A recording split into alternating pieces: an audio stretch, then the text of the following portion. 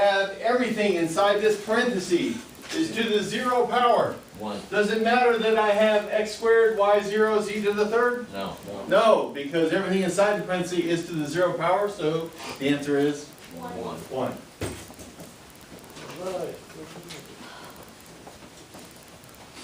Number 2, I have negative 2 divided by 5 to the negative 2 power. Volunteers. Nathan. Go there and do it, or Nathan. say the answer? No, write the answer. Oh Lord. I don't know. Whoever's phone just buzzing, turn it off. Can you flip it and then get rid of the negative sign and it's all? Yeah. Here. Making sure. We flip it.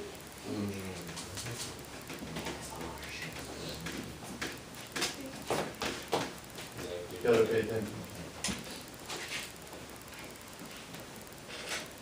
Good job. Okay. Guys, what did I tell you yesterday? The first thing we want to do when we have a negative exponent is to make sure it's written as a fractional form. And then we, of course, flip it. Take the reciprocal. We'll distribute the 2 in, and we end up with 5 squared over negative 2 squared. So 5 to the second power is 25, negative 2 squared is 4, so we end up with 25 over 4.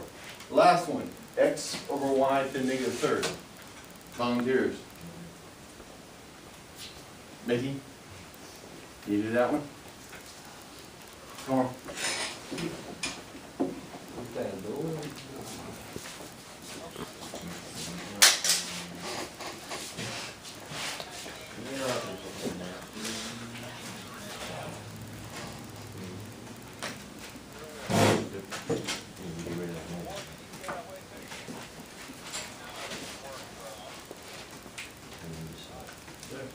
Here.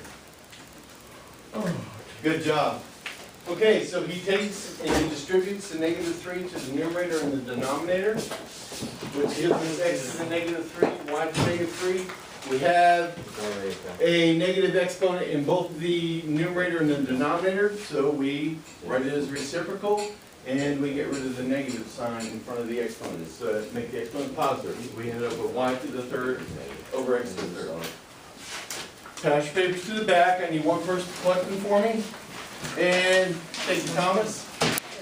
And the rest of you get out a sheet of paper so we can talk about some more to do with negative exponents and hopefully clear up some of the questions that you have concerning the other properties of exponents.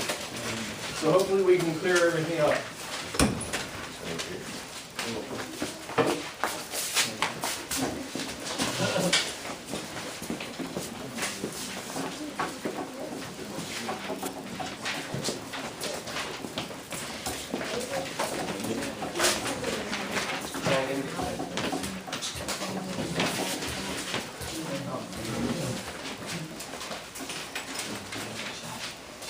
Take notes. Yes. All right. Okay.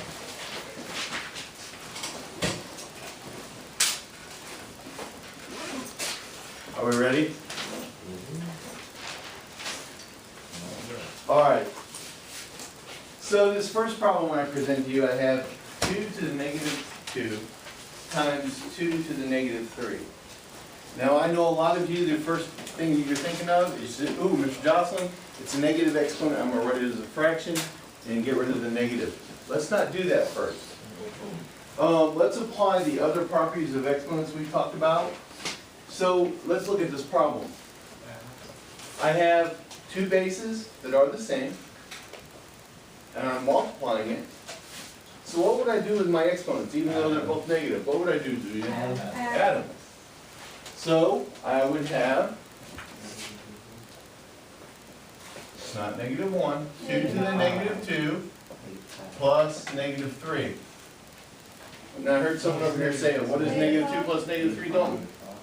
2 to the negative 5. 2 to the negative 5th power. So I've combined it and I've got it down to one power. Now I can simplify that power, even though it's got the negative exponent. Since it has a negative exponent, the first thing we talked about yesterday is to do what? Put it into a fraction. Convert it to a fraction. So I draw a 1 under it. Now I do, Instead of 5. what do I do now? All to the 0 power. Flip it. 0 to 8. Get rid of the negative. Flip it and get rid of the negative in front of the exponent. So I end up with 1 over 2 to the 5th. And then I want to evaluate that. What is 2 to the 5th power, Sina? 13. 32. So my answer would be 1 over 32. over 32. And 1 is just equal 32. Huh? 1 is just equal 32. No, because we're in fractional form and I actually have it as a fraction of 1 over 2 to the 5th. And then I evaluate You're that. taking 32 over 1. Yes. What if that's like a positive 2 and that's a negative 3? What if, we'll talk about that. Okay. So, What if that was a positive 2 and a negative 3? We'd still do the same. We would still do the same thing. Okay. We would actually have 2 squared times 2 to the negative 3. Okay? I'm going to follow the same procedure. I add my exponents. What is 2 plus negative 3? Negative Negative 1. Okay? Write it as a fraction. Flip it. 1 over 2 to the first, which is just 1 over 2. 1. Or 1 over z. I know, it looks like a Z. Wait, what is that? Okay? So it would just be 1/2. Okay, how many of you feel comfortable with that type of problem? Give me a thumbs up if you feel comfortable with it. Wow. Okay, good, good. We're gonna move on to another one. And again, we're gonna keep applying the other properties of exponents to these problems.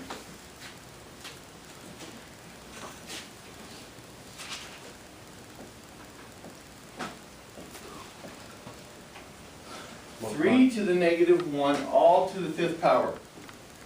Okay? I'm going to apply a property of exponents. Jason, what am I going to do? Multiply. What am I going to multiply? Negative 1 times 5. I'm going to multiply my exponents. Again, a hint is I have one base and I have 2 exponents.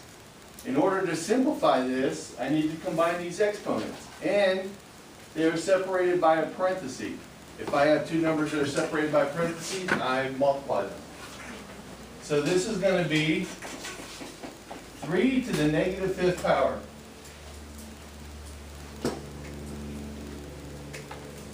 Put it. What do I do now? Go ahead, Candace. Put it over 1 and then flip it. Put it over 1.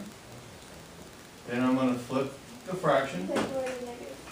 take away the negative sign, and then I evaluate it. 3 to the 5th power is what, guys?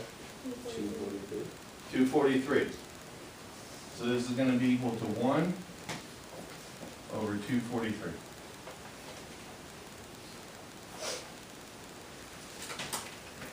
Questions on that one? Feel comfortable with that one? Good. Moving on.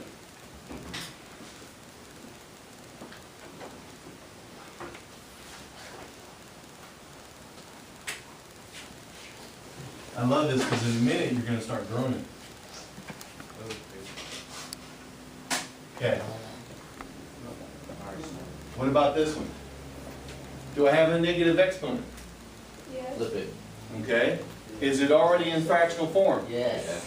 Yes. So I just flip it and I get rid of the exponent. Mm. So I end up with 3 to the 3rd power over 1. What is 3 to the 3rd power, guys? 27. So it'd be just 27. So it would be just 27. oh, it's so hard. Oh, my brain's gonna hurt.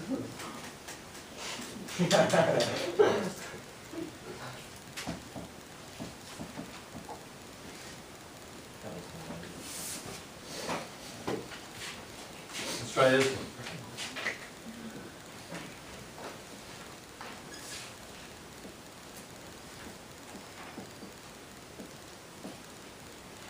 Six to the 0 power, that's not 6 degrees, 6 to the 0 power, times 1 over 4 to the negative 2. I got this. Oh, that's easy. Equals 8. Okay. What is it, Julia? Well, the 6 equals 1, so it'll be 1 times 4 over negative 2, which is just equal 1 over 4 over negative 2, and then you would flip the 4 over negative Okay, and 4 squared is what? 2. And that is, 16, and 1 times 16 is 16. So my answer would be 16. Still a lot. Okay, we okay with that one? Good so far? Good. Now, let's move on to a couple more that you'll love. Love it. All right.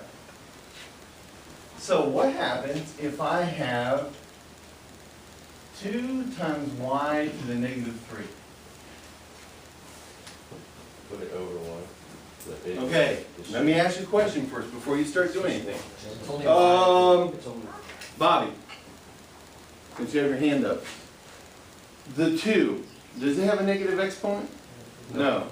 What does have a negative exponent? Y. So, I heard Nathan say that I'm going to write it as a fraction. I'm going to put it over 1. Now, what I really have here is I'm going to split this up. I'm going to split this up the first time I do it. I'm going to have 2 to the first power, or 2 over 1, times y to the negative 3 over 1. I thought you do it. So I split them both up, huh? I thought you get rid of the negative. We will in just a second. So, do I do anything with this part? No. No. I'm going to leave it the same. And this one I Flip. flip. So this is going to be 1 over y to the 3rd. Now I just multiply my numerators. 2 times 1 is 2. Multiply my denominators. I get y to the 3rd. So my answer would be 2 over y to the 3rd power. Now, that's a long way of doing it. The shorter way would be to look at this, and I look at this problem right here. I'm going to write it as a fraction. And then I say, well, the 2 is positive. It's going to stay in my numerator. I'm not going to move it. The only thing I'm going to switch and move below the fraction bar, or switch the other side of the fraction bar, is this y to the negative 3. So this could be equal to 2 over y to the 3. Okay, that's the long way. That's showing you the steps of why it happens that way. And this is, hey, I can do this. This is the way I should do it.